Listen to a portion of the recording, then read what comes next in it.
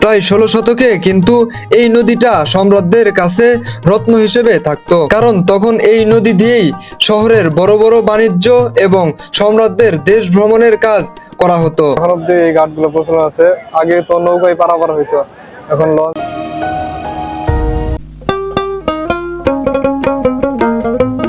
পুরান ঢাকা ঘুরতে গেলে একটি স্থানের কথা কিন্তু অবশ্যই মনে পড়বে, যেখানে আছে প্রাচীনতম ইতিহাসের ছোঁয়া, আদি মানুষের সুখ দুঃখ, প্রাচীন ব্যবসা বাণিজ্য, নৌপথ, পরিশ্রমী মানুষের অন্নদাতা সেই বুড়িগঙ্গা,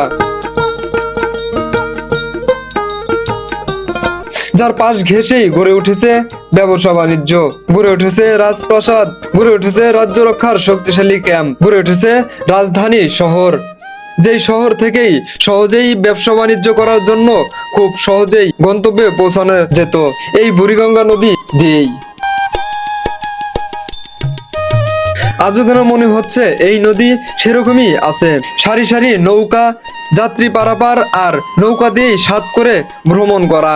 ঢাকার যেই শহরে সারাক্ষণ দামি দামি গাড়ির আওয়াজ শোনা যায়, বড় বড় ব্রিজ দেখা যায়, ঠিক সেই শহরেই এখনো নৌকা দিয়ে ঠিক 16 শতকের মতোই মানুষ পারাপার হচ্ছে। চোখ না সরিয়ে এক ধ্যানে তাকিয়ে থাকলেই আপনার ধ্যান সেই 16 শতকেই নিয়ে যাবে। আপনার কাল্পনিকতায় এত আনন্দ থাকলেও বুড়িগঙ্গা নদী কিন্তু ধীরে ধীরে শেষ হয়ে যাচ্ছে। যেই নদীকে উদ্দেশ্য রেখেই বাংলার রাজধানী সহ গুরুত্বপূর্ণ স্থান গড়ে উঠেছিল, সেটি আজ শেষ হয়ে যাচ্ছে। কারখানার ময়লা পানি, শহরের আবর্জনা আর মলমূত্র এই নদীকেই বিশ্বের অন্যতম ময়লা নদীতে পরিণত করছে। প্রায় 16 শতকে কিন্তু এই নদীটা সম্রাটদের কাছে রত্ন হিসেবে থাকতো, কারণ তখন এই নদী দিয়েই শহরের বড় বড় বাণিজ্য এবং সম্রাটদের দেশ ভ্রমণের কাজ করা হতো। এখন অব্দি এই ঘাটগুলো প্রচলন আছে। আগে তো নৌকায় পারাপার হইতো, এখন লঞ্চ ফেরিঘাট হওয়ার পরেও কিন্তু এই বুড়িগঙ্গা নদীর সৌন্দর্য তখনকার সুলতানরা নদীর পাড়ে তাদের প্রাসাদ গড়ে তুলত, যেন প্রাসাদের উপর থেকেই পুরো নদীর সৌন্দর্য উপভোগ করা যায়। বর্তমানে নদীটি শেষ হয়ে গেলেও রয়েছে অনেক প্রাচীনতম স্মৃতি, এখনো যুগের পরিবর্তনে নতুন সৌন্দর্য ফুটে উঠছে। এই নদীর সৌন্দর্য এবং প্রাচীন ইতিহাস ঘুরে দেখার জন্য দেশ নয়, শুধু দেশের বাহির থেকেও ফরেনাররা ছুটে আসছে এটি দেখার জন্য।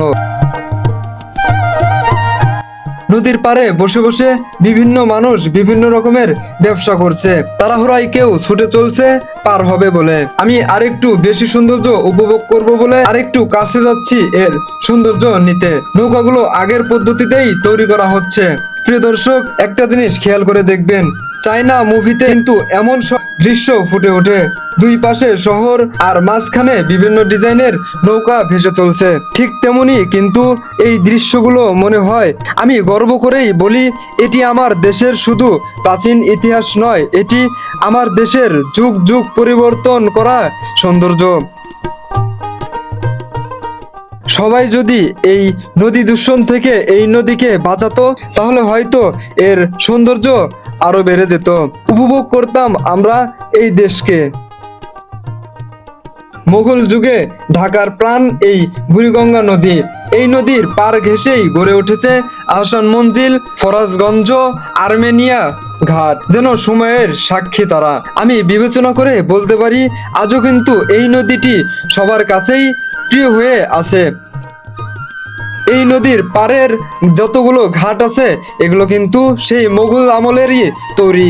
আমি নদীতে চলমান ঘন ঘন নৌকার দিকে তাকাচ্ছি আর মনে মনে সেই মোগল শাসনেই চলে যাচ্ছি। এখনো কিন্তু এই দৃশ্যগুলো ভালো লাগার মতো। আমি যদি এখানে দাঁড়িয়ে থেকেই সারা বেলা কাটিয়ে দেই, তাহলেও আমার কখনো একটু মনে হবে না যে আমাকে এখন চলে যেতে হবে।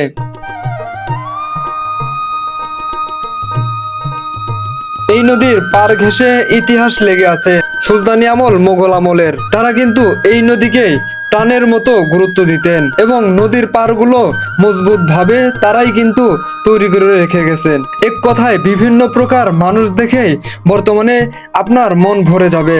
পারে দাঁড়িয়ে নীরবতা পালন করে খোলা আকাশ আর আকাশের নিচে চিকচিক করছে পানি, মাঝখানে বিভিন্ন রকমের নৌকা ভাসছে। এ যেন পুরনো একটি স্বর্গের ইতিহাস। অপরিচিত সকল নৌকাই এখানে দেখতে পাবেন। প্রিয় দর্শক, মুঘল আমল থেকেই যুগে যুগে এই নদী মানুষদের আনন্দ সেবা জীবিকা দিয়ে আসছে। মানুষের দুঃখের বেলায় খুশি রাখছে এই নদীর সৌন্দর্য দিয়ে।